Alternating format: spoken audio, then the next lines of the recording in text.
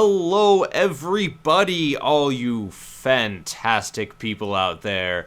Welcome back to the Disney Debate, the new and improved version, now with twice the cast, now with twice the Disney sequels. And twice the sexy. Yeah, twice the sexy. With me today, I have our good friend, Kat Macberrie. Hello. How's it going? I'm good. Hello. Hi, everybody. What's up? And we also have the tall man, the slender man, the man with many names, Y2 Staller. How's it going? It's going good. Or you can call me Eric. Nah, I like tall man better. Yes, we make... we may call you Eric, but only when you're not being so goddamn tall. Which is never.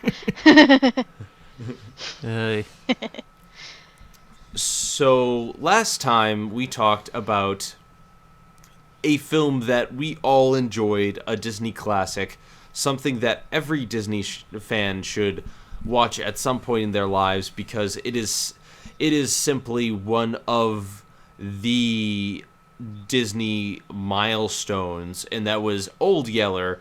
And it's interesting, I'm watching the last episode render in my other window, so I'm watching Old Yeller as we record this podcast. It's very mad. We all enjoyed Old Yeller. Oh, yes. We watched it twice, and we had a lot of good things to say about Old Yeller. Not this film.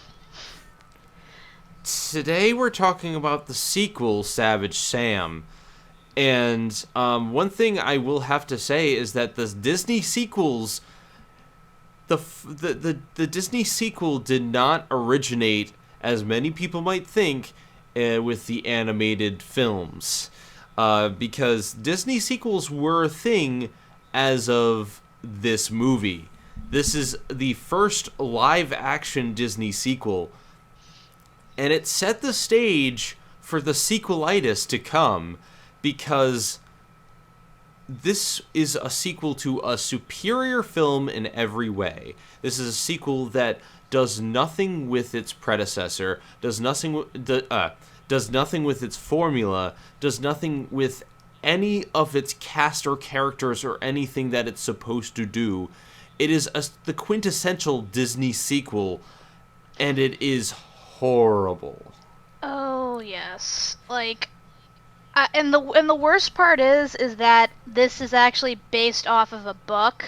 Like, this is a legit book, by the same author, and I'm scratching my head trying to figure out why they would adapt it as such. I haven't read the novel. I don't know how much is different, but assuming they followed it page for page, yeah,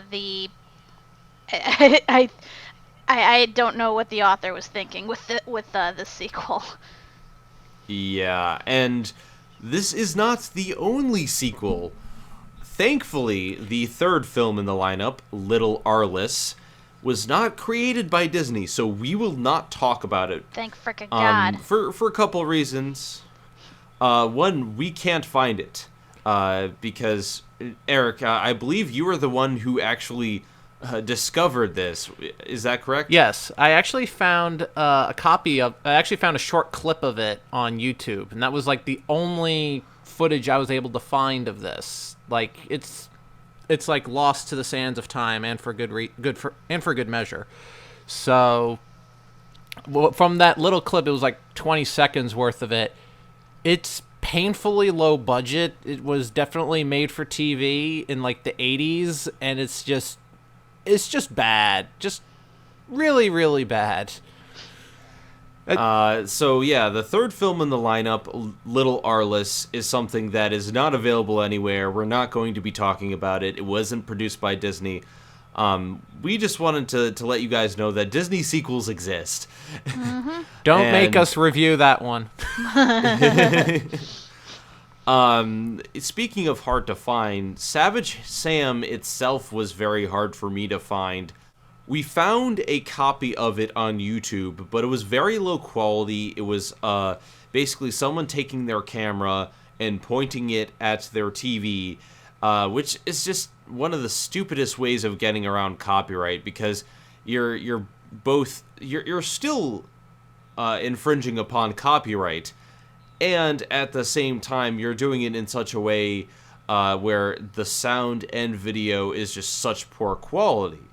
So we didn't use that.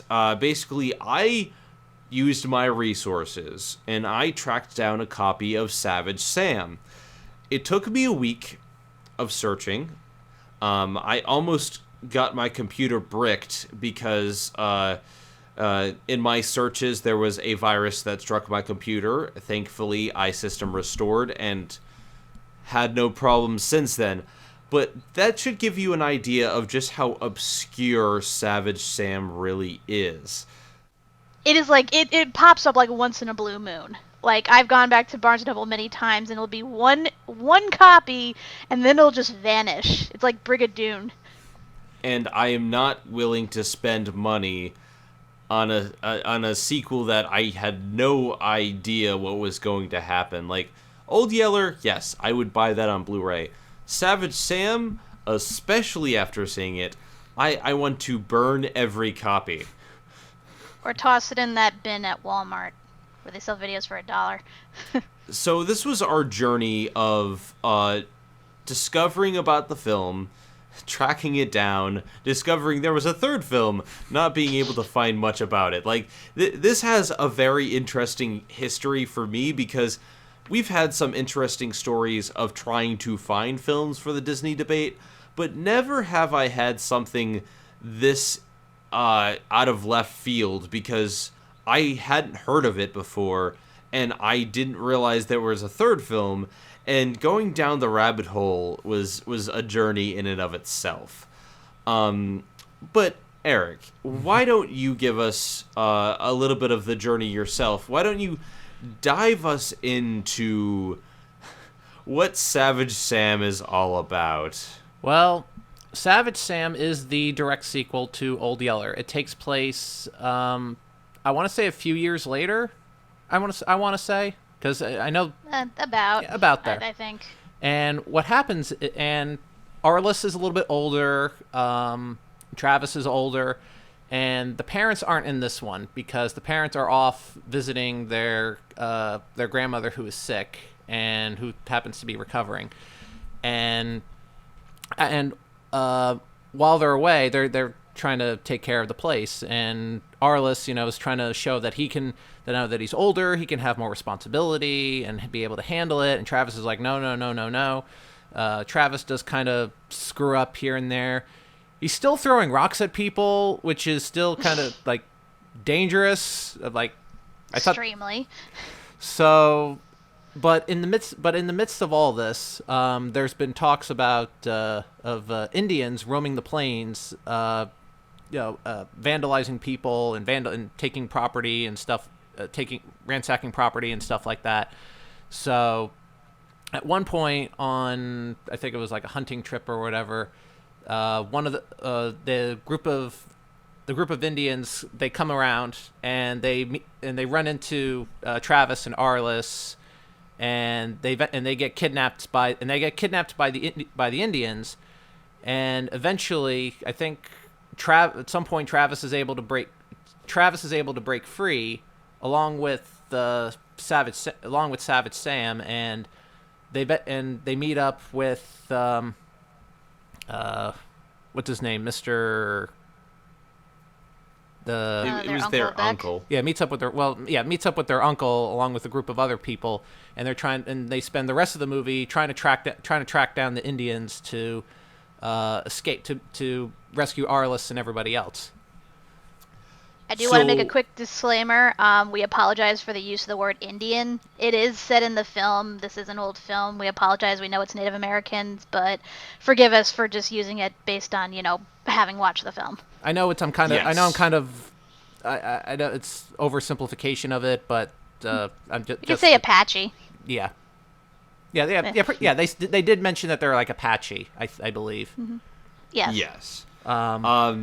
So the main crux of this film is that it takes the characters from Old Yeller, but instead of giving a new story for Travis, who we liked and who had stories to tell, it makes a cardinal sin, and it focuses on the one character we didn't like from the original film. Doesn't change the character, but just focuses on Arliss for most of the film, who is still just as obnoxious, who is still just as annoying, and at one point tries to kill his brother. God. So from the start, this film was very obnoxious and annoying, but it also is incredibly boring because it takes forever for anything to happen, and then when conflict does happen, it lasts for far too long in and of itself. The Indian kidnapping takes about 15 minutes of the film, where they're just with the Indians and the Indians are just messing with them. Like, they for some reason, they do not immediately kill Arliss because he tries to fight the Indians. Instead, they just mess around with them and they allow Travis to escape. And then the tracking down of the Indians takes far too long as well. So any sense of pace from the first film is lost. Any sense of character from the first film is lost, with the exception of Travis. But Travis is not in the film as much as the original, and it's all about Arliss and Savage Sam, and Savage Sam is not as interesting as the original dog. And so all of the elements that made the first film good have been stripped away to create this film that is almost like Westward Ho in presentation. Like, when you say, Eric, like I was getting a little bit of flashbacks from Westward Ho. Yeah, same here. It definitely felt like Westward Ho the Wagons again in terms of pacing, because it's just weird going from Old Yeller, which was pretty steadily paced throughout, and then you come to here and it's like, wait, what's going on? Like, it takes forever to get anything going. I mean, yeah, there's some bright spots here and there. The same thing happened with Westward Ho. It's like they went backwards. It's just it's very odd. I don't know if it's because there wasn't that much to work with script wise or what have you, but it's. I think the problem was there was both lack of focus and too much focus. Because whereas in Old Yeller, the main focus was and remained Travis and Old Yeller, in this film, it's like we start off with the focus being Arliss, and then it shifts over to the focus being Travis, and then it shifts over to the focus of the Indians, and then the focus over to the ranchers, and it just lingers. And it's like we don't really know who the main character of this is. It's just like, okay, it's starring these people, this person, oh, and guest starring Savage Sam. That's kind of what it felt like. Things just kind of happen. It doesn't feel like there's any sort of structure or reasoning behind it.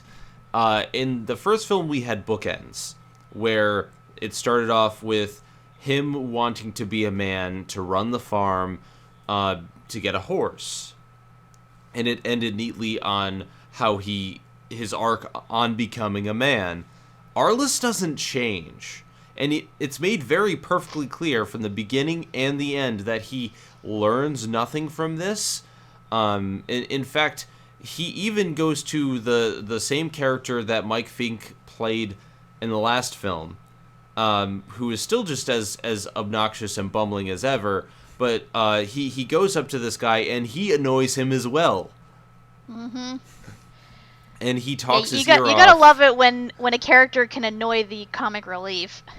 Then you know that they're bad. Exactly. I just...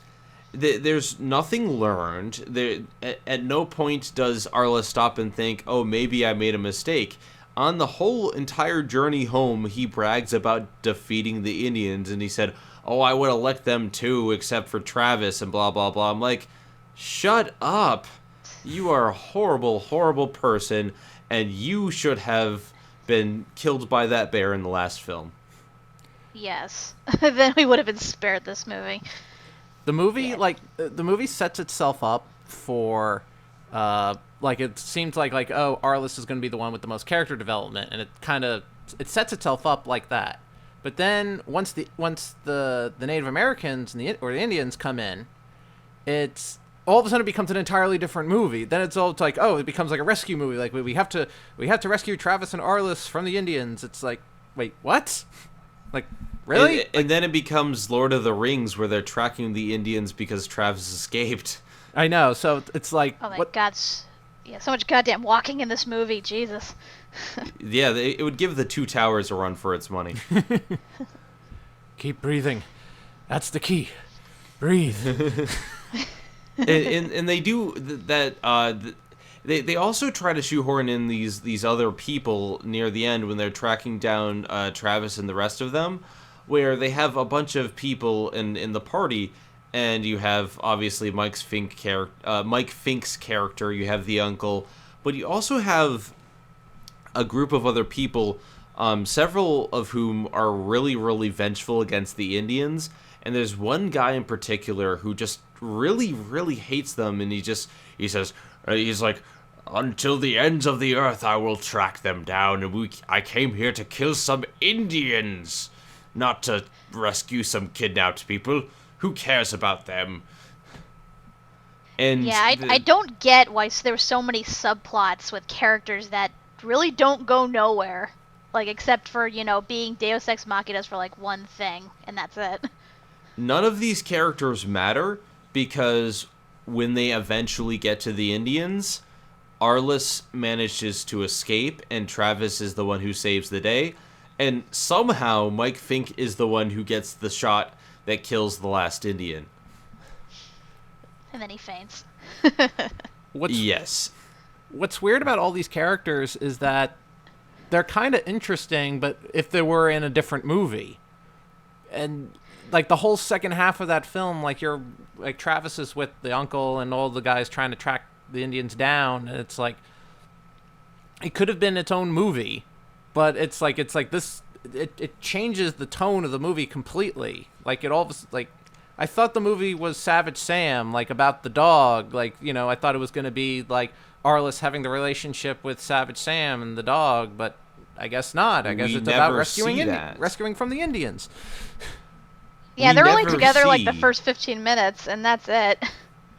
We don't see the relationship. We don't see any building, any relationship building between them. We don't see any reason why we should care about Savage Sam, because he's supposed to be the main. His name is the title of the film, for And God's he's like sake. barely in it. And that is a problem, especially because even when they use him, like Travis uses him to help scout out and whatnot, he doesn't do anything worthwhile. In fact, I think in many cases he actively sabotages their chances of finding the Native Americans, and he's not helpful in the slightest. And the biggest issue I have with how little he's used and how shoehorned in these other characters is there's no introduction to these people, and yet there's this whole big introduction in the beginning to Savage Sam, like Old Yeller, and then he's not in the movie until the second part of it. Like, he's there briefly for the middle and the end. And I'm in the movie. it baffles me because you had such perfect storytelling in the first film. These characters were all either foreshadowed before they showed up, or they had a lead into them. There was a reason for them being in that particular part of the film. Savage Sam has this introduction and he's barely there, whereas we have all these adults who just appear. They just are there. Yeah. Oh, and we should mention the big elephant in the room. Savage Sam is completely different than how he was at the end of Old Yeller. because in Old Yeller, when when his litter of puppies are born, the one that is given to Travis and Arliss at the end is the same breed as him. It's a Labrador Retriever Mastiff mix, and he's named Young Yeller. However, in this movie, I'm guessing either he changed his name and changed dog breeds because now he's a blue tick coonhound, or poor young Yeller suffered a tragic fate, probably at the hand of Arliss, and was replaced by Savage Sam. I could see that, unless he was like, I have to feel like there was some sort of animal abuse at some point because they say, man, he's a savage. And he doesn't really showcase it. He just attacks things sometimes. But then again, he was raised by Arliss. And I can only imagine what Arliss did when he didn't like the dog.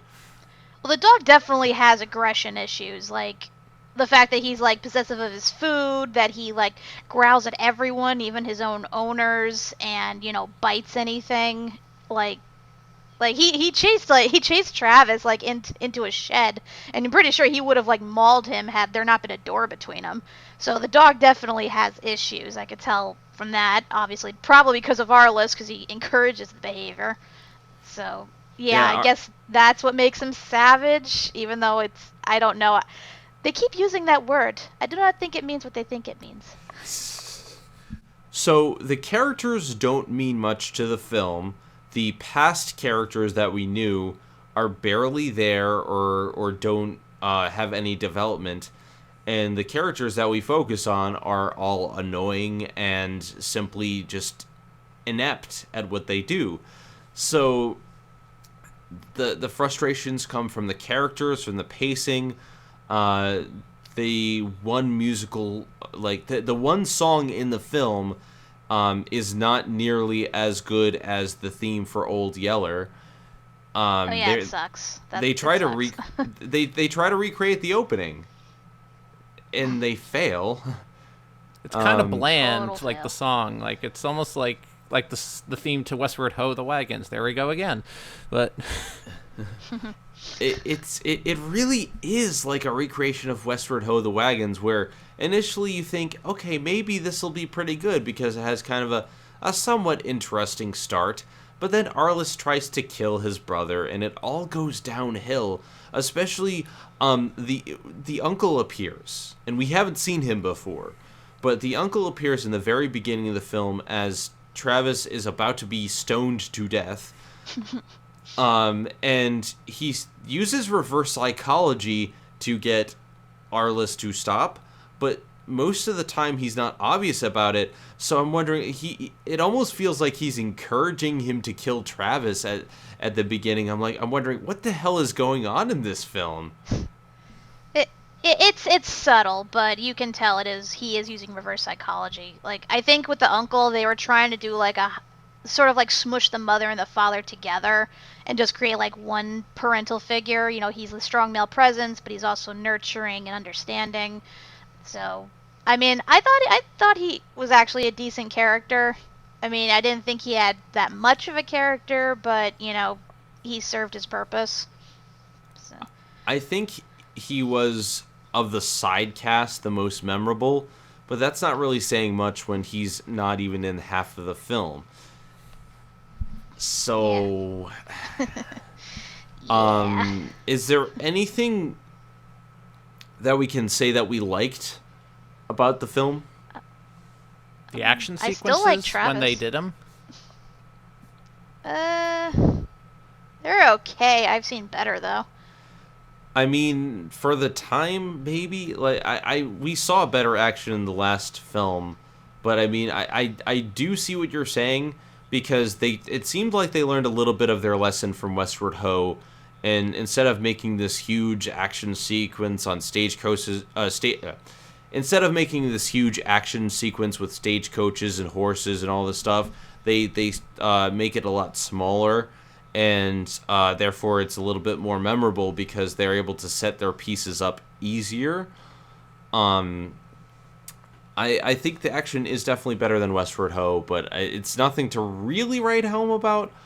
But I will say that Travis is still a good actor, And that was kind of disappointing for me, because I agree with Kat. Like, every time he's on screen, I'm like, this film should be about Travis, because he can act. Like, seriously, this guy is good, and Arliss is not.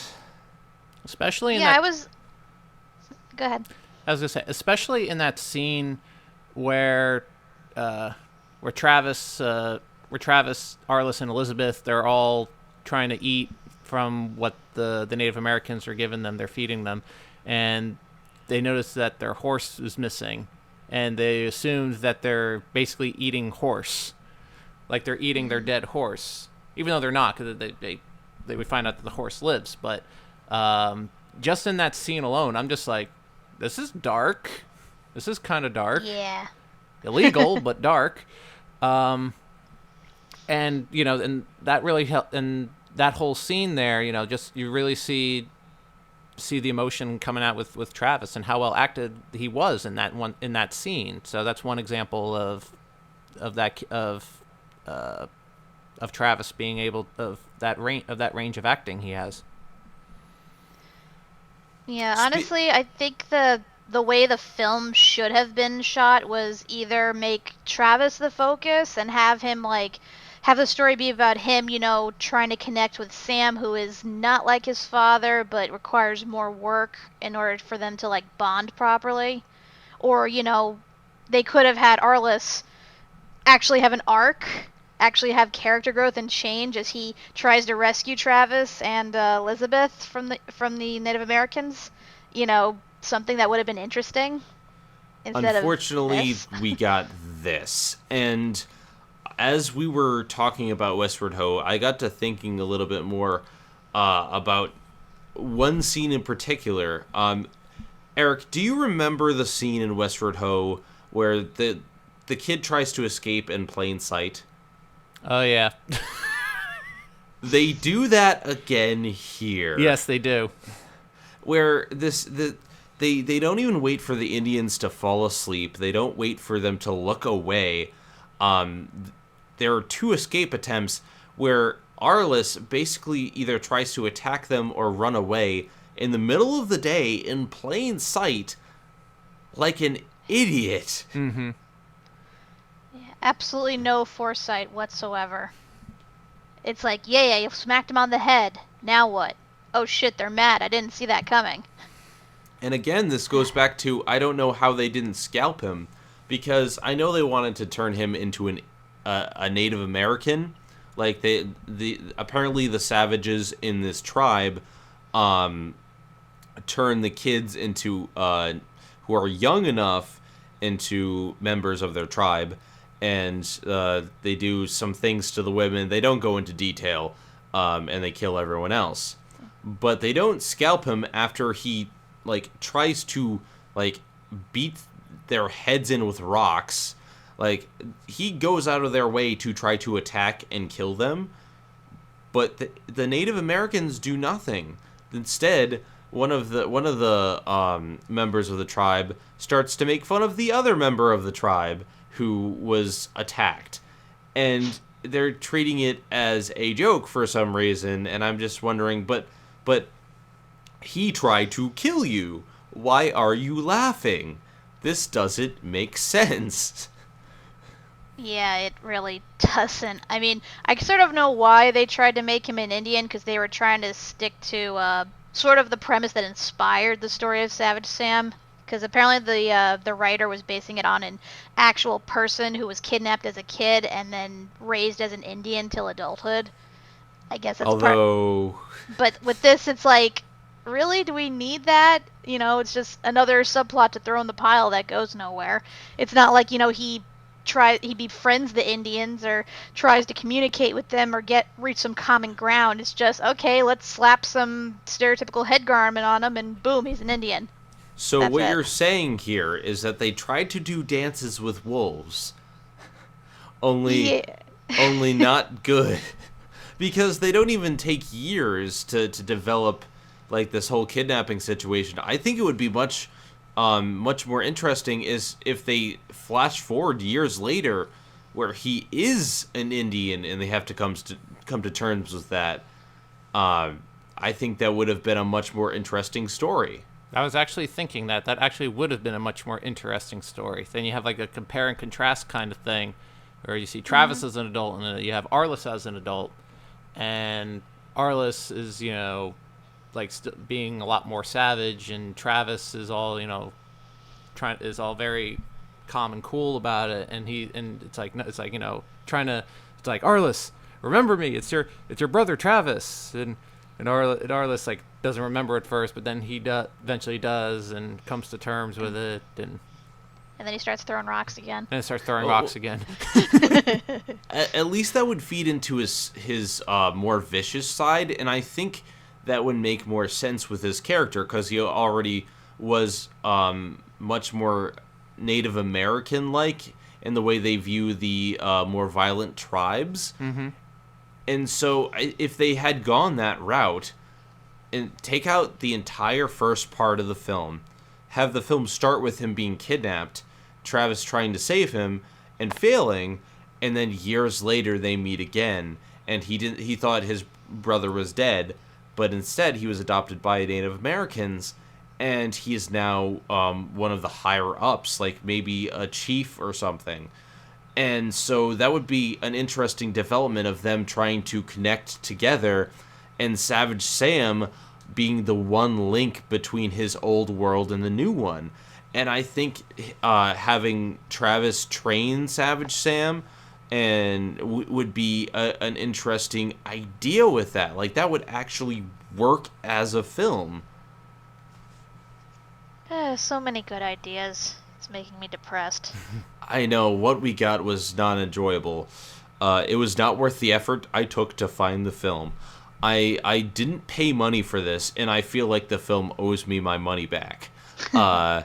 It was just so boring and dragged on. I looked at my watch so many times when we were watching it, because me and Kat sat down together to watch it. Eric unfortunately couldn't join us at that night, but then Kat had unfortunately to watch it again before this recording because we had to get ready for it, and I'm just like, oh, I have it stuck in my memory. I can't forget some of these things. Yeah, I wish I didn't have to. Even I How was. was your experience, Eric? I was gonna say, even I was looking at the time elapse on my computer just to see where it was in the movie. And I'm like, wait, we're not even halfway through. I'm like, ah. And the worst part is that when you think it's supposed to end, it doesn't, because they have all the journey back home, and then there's still another 10 minutes left in the film afterwards of them trying to resolve things that don't need resolution. Yeah, like they could have easily. This has more endings than the three this has more endings than the Two Towers. Or was it the Return of the? Yeah, this has more endings than the Return of the King. Yeah, they could have easily cut this down to an hour, maybe even less than that. Take out all the subplots and reduce the walking scenes and whatnot. They could probably even make this like a half-hour TV special, like with all the unnecessary shit that they have in there. And yet it had potential for a really well-developed story. I'm actually wondering, do you know who did Dances with Wolves? Is that Disney? I'm probably wrong, but... No, that wasn't Disney. That was another studio. I don't remember off the top of my head who did that.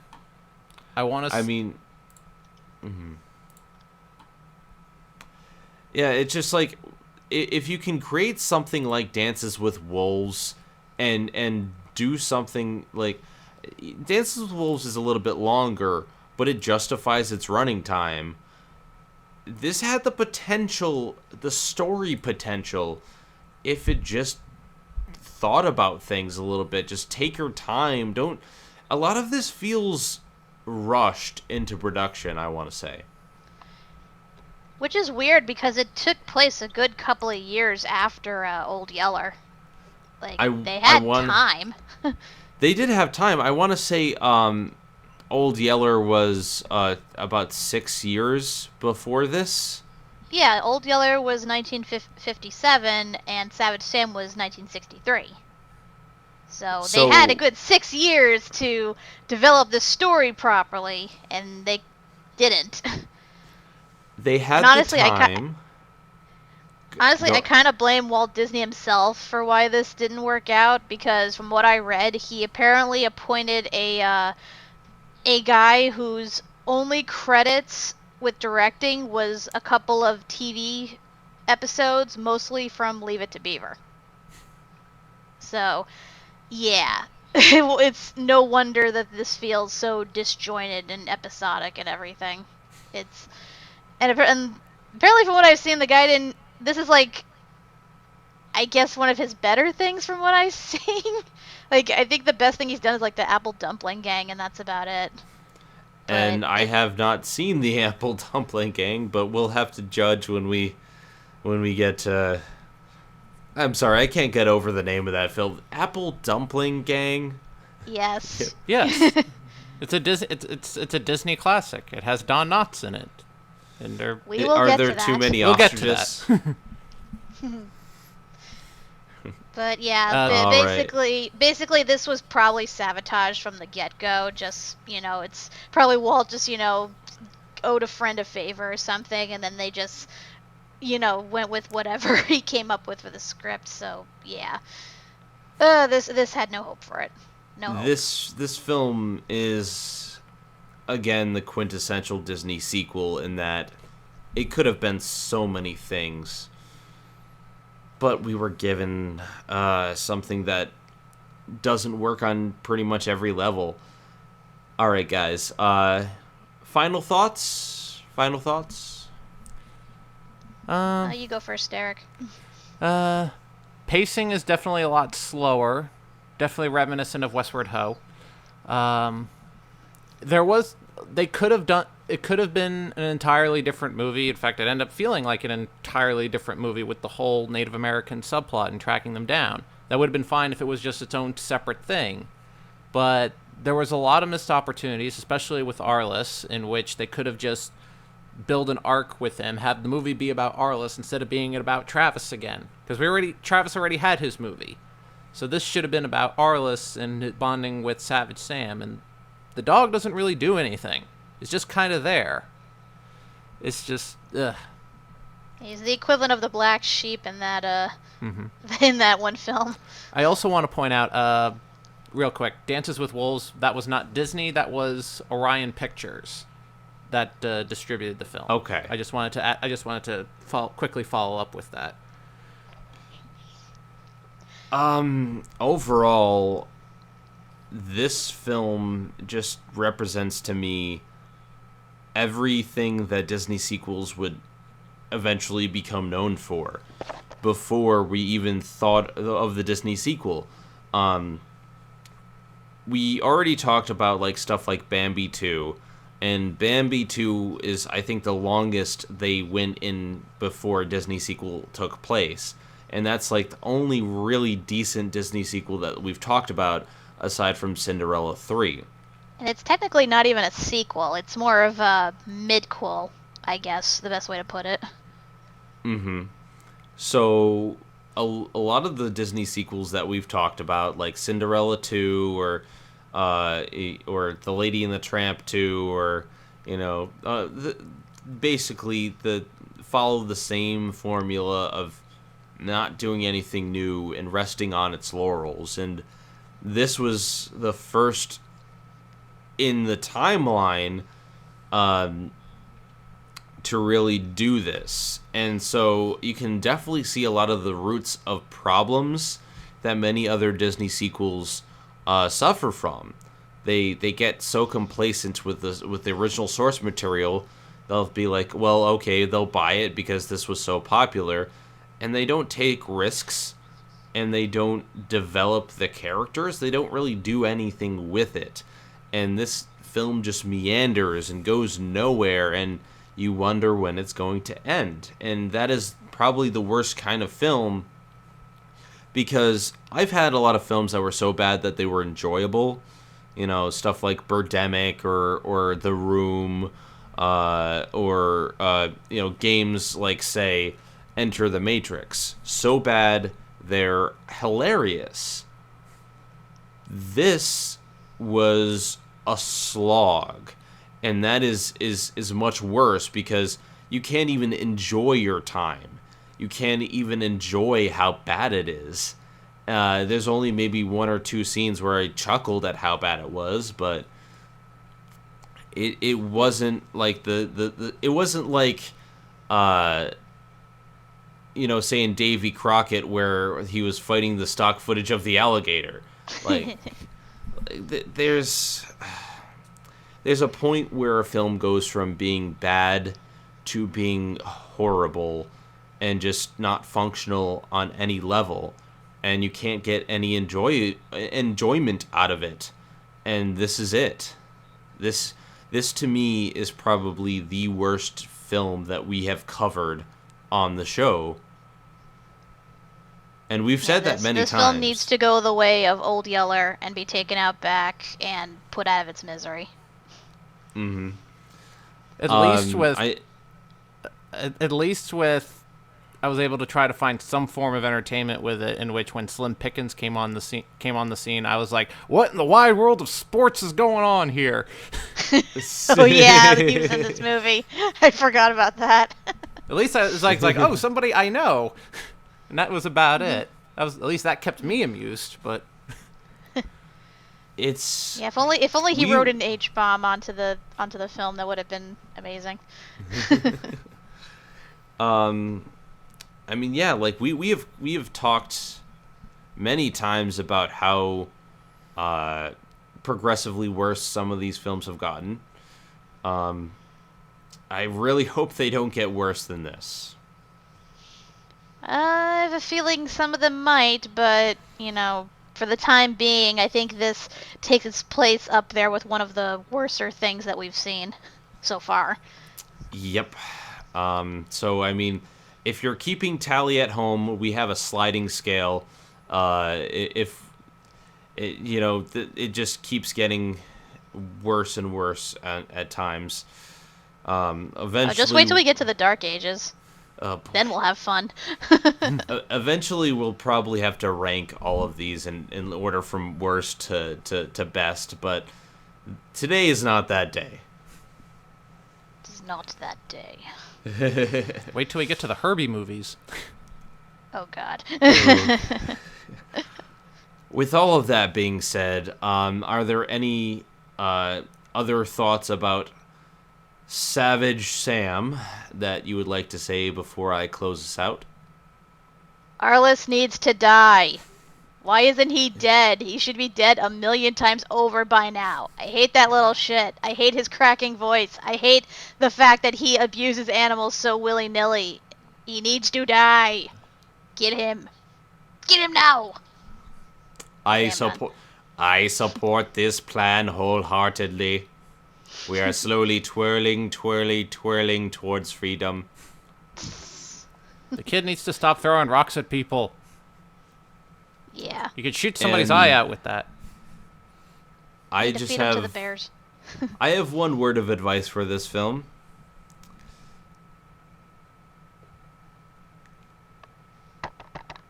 I'm sorry I fell asleep. The film was too boring. No. I thought you cut out for a second.